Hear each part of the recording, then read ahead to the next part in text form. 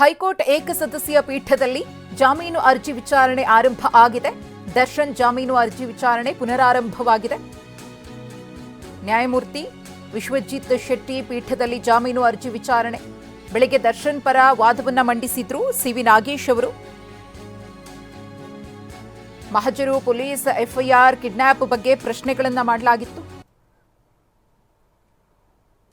ಬೆಳಗ್ಗೆಯಿಂದಲೂ ಕೂಡ ವಾದ ಮಂಡನೆಯ ಸಂದರ್ಭದಲ್ಲಿ ಸಿವಿ ನಾಗೇಶ್ ಅವರು ಎತ್ತಿದಂತಹ ಒಂದಷ್ಟು ವಿಚಾರಗಳು, ರೇಣುಕಾಸ್ವಾಮಿಗೆ ಮಹಿಳೆಯರ ಬಗ್ಗೆ ಗೌರವ ಇರಲಿಲ್ಲ, ಕಾನೂನಿನ ಬಗ್ಗೆಯೂ ಕೂಡ ಆತನಿಗೆ ಯಾವುದೇ ಗೌರವ ಇರಲಿಲ್ಲ, ದರ್ಶನ್ ಧರಿಸಿದ್ದ ಚಪ್ಪಲಿ ನೀಡುತ್ತೇನೆಂಬ ಹೇಳಿಕೆ ಇದೆ. ಪಂಚನಾಮೆಯಲ್ಲಿ ಕೃತ್ಯದ ದಿನ ದರ್ಶನ್ ಧರಿಸಿದ್ದ ಚಪ್ಪಲಿ ವಿಚಾರವನ್ನ ಇದೀಗ ಪ್ರಸ್ತಾಪ ಮಾಡಿದ್ದಾರೆ. ಆದರೆ ಕೊನೆಗೆ ದರ್ಶನ್ ಶೂ ಅನ್ನ ವಶಕ್ಕೆ ಪಡೆಯಲಾಗಿದೆ.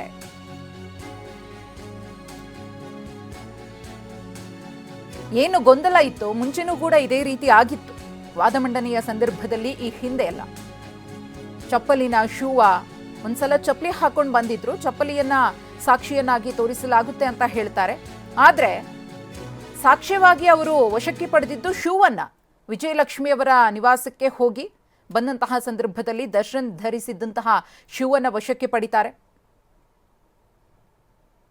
ಈ ಒಂದು ಗೊಂದಲದ ಬಗ್ಗೆ ಮತ್ತೊಮ್ಮೆ ಸಿವಿ ನಾಗೇಶ್ ಅವರು ನ್ಯಾಯಾಧೀಶರ ಮುಂದೆ ಪ್ರಸ್ತಾಪವನ್ನು ಮಾಡಿದ್ದಾರೆ. ಈ ಒಂದು ಪ್ರಕರಣದಲ್ಲಿ ದರ್ಶನ್ರ ಕೈವಾಡ ಇಲ್ಲ, ದರ್ಶನ್ರ ಒಂದು ಮಾತಿನ ಮೇರೆಗೆ, ಅವರ ಆಜ್ಞೆಯ ಮೇರೆಗೆ ಎಲ್ಲವೂ ಕೂಡ ನಡೆದಿಲ್ಲ ಅನ್ನೋದನ್ನ ಸಾಬೀತುಪಡಿಸುವ ಮೂಲಕ ದರ್ಶನ್ರನ್ನ ಈ ಪ್ರಕರಣದಲ್ಲಿ ಸಂಪೂರ್ಣವಾಗಿ ಹೊರತರುವಂತಹ ಕೆಲಸವನ್ನ ಇಲ್ಲಿ ಸಿವಿ ನಾಗೇಶ್ ಅವರು ಮಾಡ್ತಿದ್ದಾರೆ. ಚಾರ್ಜ್ ಶೀಟ್ನಲ್ಲಿನ ಲೋಪದೋಷಗಳು, ಆರಂಭದ ದಿನದಿಂದ ಏನೆಲ್ಲ ಪೊಲೀಸ್ ತನಿಖೆಯಲ್ಲಿ ಆದಂತಹ ವ್ಯತ್ಯಾಸಗಳು, ದರ್ಶನ್ರನ್ನ ಪ್ರಕರಣದಲ್ಲಿ ಸಿಲುಕಿಸುವ ನಿಟ್ಟಿನಲ್ಲಿ ಸಾಕ್ಷ್ಯಗಳನ್ನು ಸೃಷ್ಟಿ ಮಾಡಲಾಗಿದೆ ಅನ್ನೋ ವಿಚಾರದ ಪ್ರಸ್ತಾಪ, ರೇಣುಕಾಸ್ವಾಮಿಯ ಗುಣ, ಆತನ ನಡತೆ, ಇದೆಲ್ಲದರ ಬಗ್ಗೆಯೂ ಕೂಡ ತಮ್ಮ ಇವತ್ತಿನ ವಾದದಲ್ಲಿ ಸಿವಿ ನಾಗೇಶ್ ಅವರು ಪ್ರಸ್ತಾಪ ಮಾಡಿದ್ದಾರೆ. ಇದೀಗ ಮತ್ತೆ ವಾದ ಮಂಡನೆ ಆರಂಭ ಆಗಿದೆ ಸಿವಿ ನಾಗೇಶ್ ಅವರಿಂದ. ಒಂದು ಕಡೆ ಬಿಜಿಎಸ್ ಆಸ್ಪತ್ರೆಯಲ್ಲಿರುವಂತಹ ದರ್ಶನ್ಗೆ ಟೆನ್ಷನ್ ಶುರುವಾಗಿದೆ. ಮಧ್ಯಂತರ ಜಾಮೀನಿಗೆ ಸಂಬಂಧಪಟ್ಟಂತೆ ಸುಪ್ರೀಂ ಕೋರ್ಟ್ಗೆ ಮೊರೆ ಹೋಗೋದಕ್ಕೆ ಪೊಲೀಸರು ತಯಾರಿ ನಡೆಸಿರೋದ್ರಿಂದ, ಇನ್ನೊಂದು ಕಡೆ ಈ ಒಂದು ಬೇಲ್ ಅರ್ಜಿ ವಿಚಾರದಲ್ಲಿ ಕೋರ್ಟ್ನಿಂದ ಏನು ತೀರ್ಪು ಬರಬಹುದು, ತಮಗೆ ರಿಲೀಫ್ ಸಿಗಬಹುದಾ ಅನ್ನೋ ಢವಢವ ಸ್ಟಾರ್ಟ್ ಆಗಿದೆ. ಸಿವಿ ನಾಗೇಶ್ ಅವರು ರೇಣುಕಾಸ್ವಾಮಿಯನ್ನ ಕಿಡ್ನಾಪ್ ಮಾಡ್ಕೊಂಡು ಬಂದು ಆತನನ್ನ ಕೊಲೆ ಮಾಡುವಂತಹ ಉದ್ದೇಶವನ್ನ ಇಟ್ಕೊಂಡಿದ್ರು ಅಂತ ಏನು ಪೊಲೀಸರು ಆರೋಪಿಸಿದ್ರೋ, ಅದಕ್ಕೆ ಸಂಬಂಧಪಟ್ಟಂತೆ ಸಾಕ್ಷ್ಯಗಳನ್ನು ಕಲೆ ಹಾಕಿದ್ರೋ, ಅದೆಲ್ಲದರ ಬಗ್ಗೆಯೂ ಕೂಡ ಪ್ರಸ್ತಾಪಿಸಿ, ರೇಣುಕಾಸ್ವಾಮಿಯನ್ನ ಕಿಡ್ನಾಪ್ ಮಾಡಿಲ್ಲ, ಬಲವಂತದಿಂದ ಆತನನ್ನ ಕರ್ಕೊಂಡು ಬಂದಿರಲಿಲ್ಲ, ಆತ ಸ್ವ ಇಚ್ಛೆಯಿಂದಲೇ ಇವರ ಜೊತೆಗೆ ಬಂದಿದ್ದು, ಅದಕ್ಕೆ ಸಂಬಂಧಪಟ್ಟಂತೆ ಅವರ ತಂದೆ ತಾಯಿಯಿಂದಲೂ ಕೂಡ ಹೇಳಿಕೆಯನ್ನ ಪೊಲೀಸರು ದಾಖಲು ಮಾಡಿಕೊಂಡಿದ್ದಾರೆ.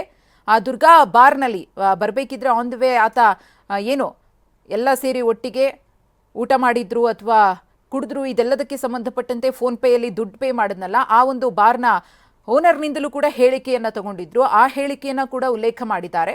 ಒಂದು ವೇಳೆ ಬಲವಂತವಾಗಿ ಕರ್ಕೊಂಡು ಬಂದಿದ್ರೆ ಇಷ್ಟೆಲ್ಲ ನಡೀತಿತ್ತ ಅನ್ನೋದು ಸಿವಿ ನಾಗೇಶ್ ಅವರ ಪ್ರಶ್ನೆಯಾಗಿತ್ತು. ಕೊಲೆ ಮಾಡುವಂತಹ ಉದ್ದೇಶ ಇಲ್ಲ ಅನ್ನೋದನ್ನ ಕೂಡ ಇಲ್ಲಿ ಸ್ಪಷ್ಟಪಡಿಸಿದ್ರು. ಆತನ ದೇಹದಲ್ಲಿ ಆದಂತಹ ಗಾಯಗಳಿಗೆ ಸಂಬಂಧಪಟ್ಟಂತೆ ಮತ್ತೆ ಆತನ ಶವವನ್ನ ಒಂದು ವೇಳೆ ಸುಟ್ಟು ಹಾಕಿದ್ರೆ, ಹೂತಾಕಿದ್ರೆ, ಬಚ್ಚಿಟ್ಟಿದ್ರೆ ಅದು ಸಾಕ್ಷ್ಯನಾಶ ಆಗ್ತಿತ್ತು. ಆದರೆ ಇಲ್ಲಿ ಆ ಕೆಲಸ ಆಗಿಲ್ಲ. ಆತನ ಶವವನ್ನ ಸ್ಥಳಾಂತರ ಮಾಡಲಾಗಿದೆ. ಆಗ ಅದನ್ನ ಸಾಕ್ಷ್ಯನಾಶ ಅಂತ ಹೇಗೆ ಪರಿಗಣಿಸ್ತೀರಿ ನೀವು ಅಂತ ಹೇಳಿ ಸಿವಿ ನಾಗೇಶ್ ಅವರು ಪ್ರಶ್ನೆಯನ್ನ ಮಾಡಿದ್ರು.